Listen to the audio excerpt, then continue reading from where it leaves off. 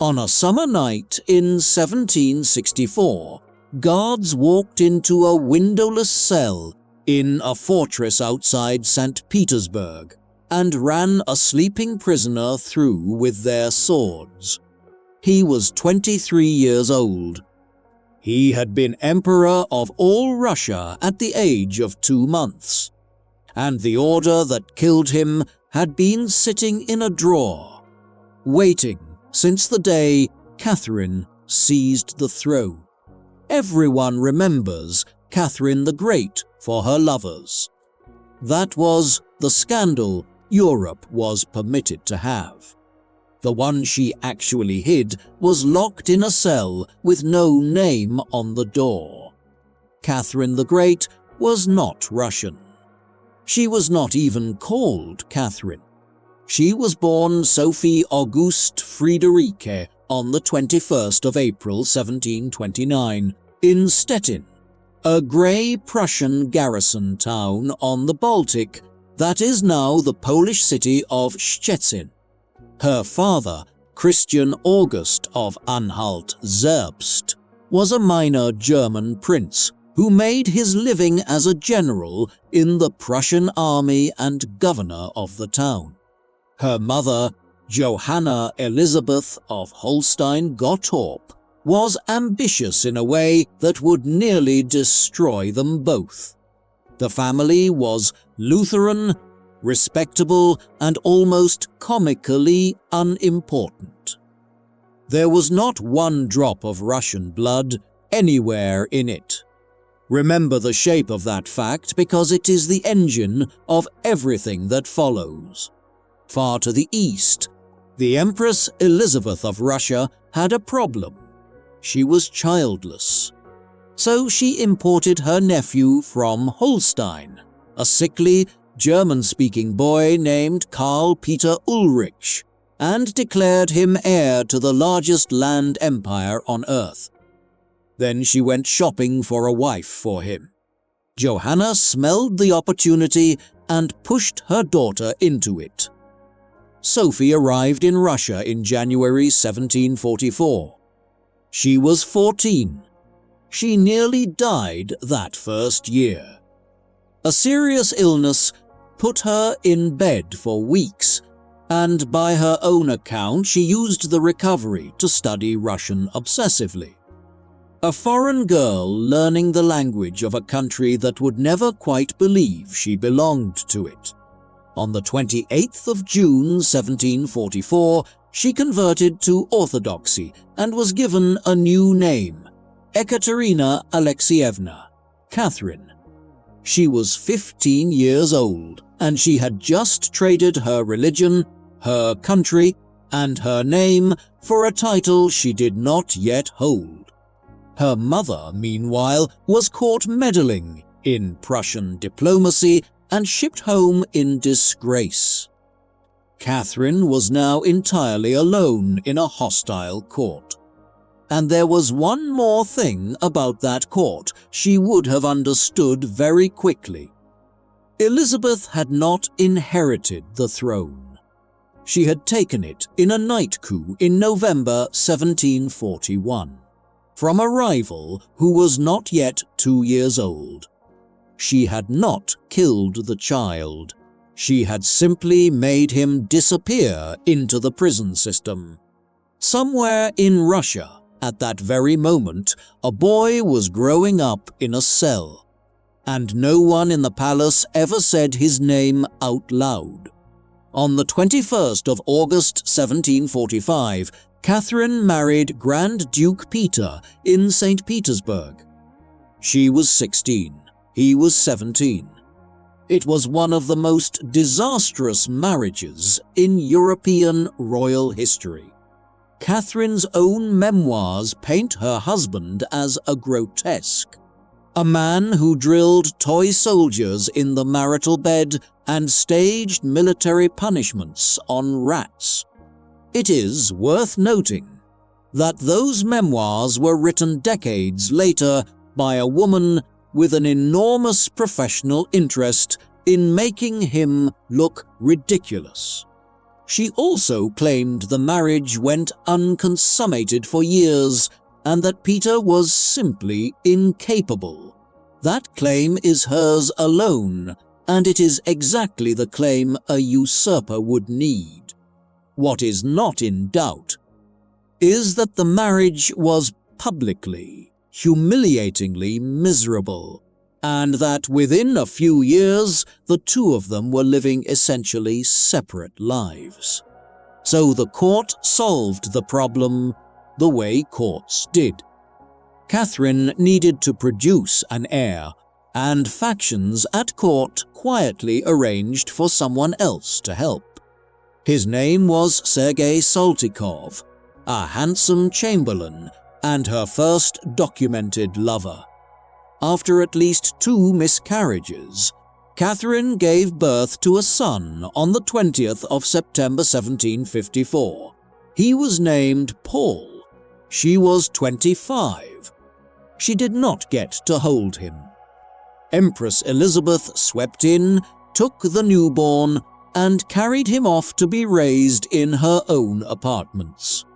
By Catherine's account, she was left lying in soiled linen, unattended for hours. Saltykov was handed the official birth announcement and sent abroad. The standard imperial method of removing an embarrassment with a promotion. Whether Paul was Peter's son or Saltykov's is the oldest question in Romanov history, and it has never been answered. Catherine's early memoir draft hints heavily at Saltykov. Her final revision walks it back. As an adult, Paul looked and behaved unnervingly like Peter, and nothing at all like the handsome Saltykov. Modern genetics has tested the male line of Paul's descendants, but no one has ever published a direct comparison against Peter III's own remains. We will almost certainly never know. In December 1757, Catherine had a daughter, Anna. Peter is recorded as remarking that he had no idea why his wife kept getting pregnant. Most historians think the father was Stanisław Poniatowski, a charming Polish nobleman attached to the British Embassy, and hold that name, because it comes back with an entire kingdom attached to it. Elizabeth took this baby too. Anna died in March 1759, aged roughly 15 months. Catherine barely mentions her again in anything she ever wrote. By 1761, Catherine had moved on to a guards officer named Grigory Orlov, and Orlov was not a charming diplomat. He was muscle. He and his 4 brothers had the loyalty of the elite regiments garrisoned in the capital. And that was about to matter more than anything else in Russia. Then, on Christmas Day, 1761, the Empress Elizabeth died. Peter III became emperor at 33. Catherine was 32 and pregnant by Orlov. Peter's reign lasted about 186 days, and it is not the parade of idiocy that Catherine's propaganda later made it. He abolished the secret chancery. In February 1762, he issued a manifesto freeing the nobility from compulsory state service, a genuinely enormous structural change that Catherine would later complete, rather than invent. But he also pulled Russia out of a war it was winning, out of open admiration for Frederick the Great. He paraded in Holstein uniforms, he insulted the Orthodox clergy, and he began talking openly about setting his wife aside. Insulting the church, the army, and your wife in the same 6 months is an unusual strategic choice. In April 1762, Catherine secretly gave birth to Orlov's son, Alexei, later Count Bobrinsky. Weeks later, she moved. On the 28th and 29th of June 1762, the Orlov brothers brought the Guards regiments out and proclaimed Catherine Empress. And she did not sit in a palace waiting for the result. She rode out at the head of the troops in a borrowed Preobrazhensky Guards uniform that did not fit her, sitting astride the horse like a man. The image was the whole point. Russia was being handed a soldier, not a consort. Peter, out at Oranienbaum, was offered the chance to ride for the army and fight for his crown. He refused it. He signed an abdication instead. He was taken under guard to a country estate called Ropsha, in the custody of Grigory Orlov's brother Alexei. 8 days later, he was dead. The official announcement said the deposed emperor had died of a severe attack of hemorrhoidal colic. That is a real phrase from a real state manifesto, and it is a lie so transparent it became a joke across Europe within weeks. What actually happened at Ropsha is one of the great unresolved crimes of the 18th century. Alexei Orlov sent Catherine a frantic, semi-literate note describing a quarrel at the dinner table that got out of hand. The letter contains the line that he and the others no longer knew what they had done. He is not describing an illness. He is describing a killing.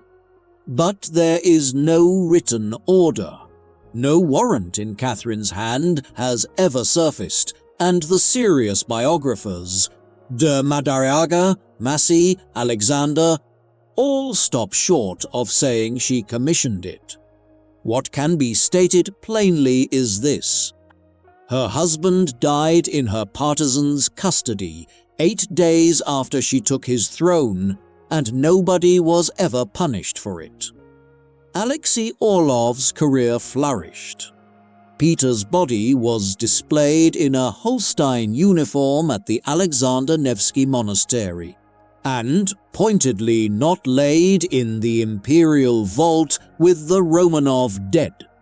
On the 22nd of September 1762, Catherine was crowned in Moscow. Not as regent for her 7-year-old son, but as empress in her own right. And now the German girl with no Russian blood, holding a crown taken by force from a man who died under a medical lie, had to survive being exactly what she was, a usurper. Her answer to that problem was two-sided, and both sides are extraordinary. The public side was the Enlightenment.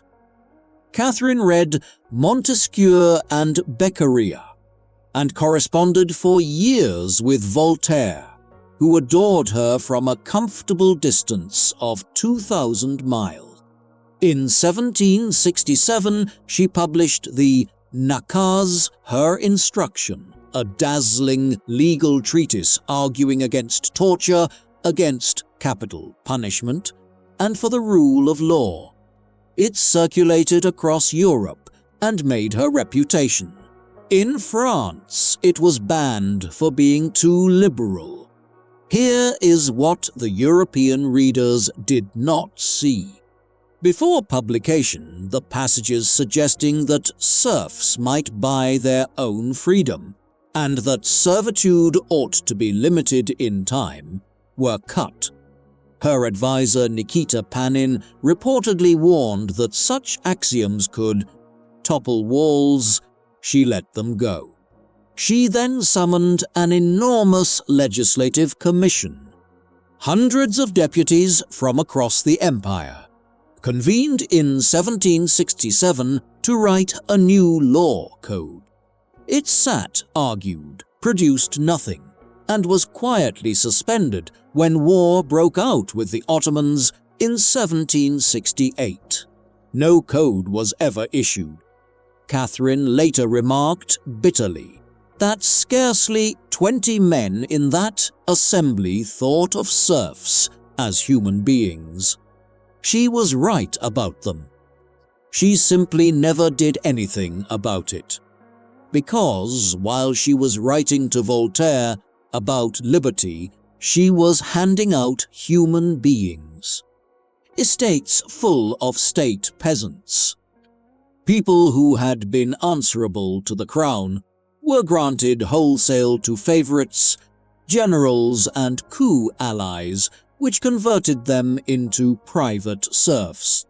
Specialists estimate the transfers in the hundreds of thousands of male souls. The round figure of 800,000 people that circulates in popular histories is a later approximation and should be treated as such. By the end of her reign, roughly half the population of the Russian Empire was in some form of bondage. She bought the applause of Europe's greatest humanists with money generated by a system of human property that she personally expanded. And then the system she expanded came for her wearing her dead husband's face. In September 1773, a Don Cossack named Yemelyan Pugachev announced that he was Peter III, that he had survived Ropsha, that he had come back for his throne and for his people. He promised land, freedom from taxation, freedom from conscription, and death to the landlords. The empire nearly came apart. The revolt tore across the Urals and the Volga for 18 months. Peasants and Cossacks and Bashkirs and factory serfs hunted down noble families and killed them in their houses. One official accounting compiled by Panin in January 1775 counted 1,572 nobles, wives, and children killed. And the true figure, including officials, clergy, and ordinary people caught in between, was higher. Around 12,400 people were arrested in the aftermath. The number of rebels killed in combat, under the knout, or on the scaffold has never been credibly told. The estimates run from many thousands into the tens of thousands. Pugachev was captured in September 1774 and brought to Moscow in an iron cage. He was executed on Bolotnaya Square on the 10th of January 1775. The sentence was quartering. Catherine intervened to have the head struck off first. A mercy, by the standards of the day, from the woman who had published a treatise against capital punishment 8 years earlier. The ink was barely dry on the nakaz before the executioners went to work. His home village was razed. His family name was banned even for his relatives. She issued an amnesty for the smaller fish and ordered that the whole business simply not be spoken of. It is possibly the most revealing decree of her reign. An empress who could not stop the story, legislating that it be forgotten. Then she made her choice about Russia's future, and she never went back on it. The 1775 provincial reform handed local police and judicial power to the nobility. And on the 21st of April 1785, her 56th birthday, she issued the charter to the nobility. It confirmed the nobles as a legally privileged corporation, exempt from personal taxation, exempt from corporal punishment, entitled to petition the sovereign directly, and holding the exclusive right to own serfs. Serfs, by contrast, were forbidden to petition the crown against their owners at all. The philosopher queen had done the arithmetic. She had taken the throne by coup and nearly lost it to a peasant war, and she had concluded that her survival was worth more than her principles. She bought the nobility with people. The rest of the reign is conquest. Crimea annexed in 1783, the Khanate extinguished. Peasants in left bank Ukraine legally bound in the same period, their remaining freedom of movement stripped away. 2 more wars with the Ottomans, and 3 partitions of Poland, 1772, 1793, 1795, after which the Polish-Lithuanian Commonwealth simply did not exist anymore. The last king of Poland, the man who signed away his own country under Russian guns, was Stanislaw Poniatowski, her lover from 1757. She had spent Russian money and Russian troops to put him on that throne in 1764. And 30 years later, she erased the kingdom underneath him and pensioned him off in Russia. That is the coldest thing she ever did, and she did it with paperwork.